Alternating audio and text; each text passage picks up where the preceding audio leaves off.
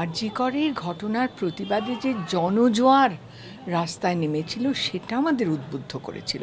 আমাদের মনে হয়েছিল যে কিছু সমমনস্ক মানুষ, বিভিন্ন ক্ষেত্র, বিভিন্ন স্তর থেকে সমাজের আমরা সমমনস্ক মানুষ কিছু একত্রিত হয়ে আমাদের মনে হয়েছিল যে এই যে একটু আগে একজন বললেন দর্শক থেকে কমিউনিটি, একটা যদি কমিউনিটি গড়ে তোলা যায় যাদের নিজেদের নাগরিকত্বের অধিকার এবং কর্তব্য সম্বন্ধে সচেতনতা থাকবে, যাতে তারা প্রশাসনকে, যে সরকারি থাকুক, প্রশাসনকে জবাবদিহি করতে বাধ্য করে, অ্যাকাউন্টেবল মনে করে, এটা খুব জরুরি।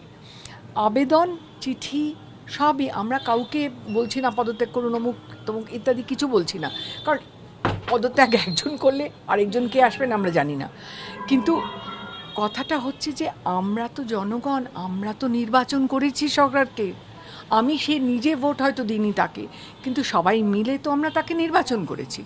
এবার সেই নির্বাচিত সরকারের আন্ডারে যে প্রশাসন রয়েছে সেটা যদি ঠিকমতো এই অন্যায়গুলোর প্রতিরোধ না করতে পারে, তাহলে জনগণ ছাড়া কে জবাবদিহি চাইবে?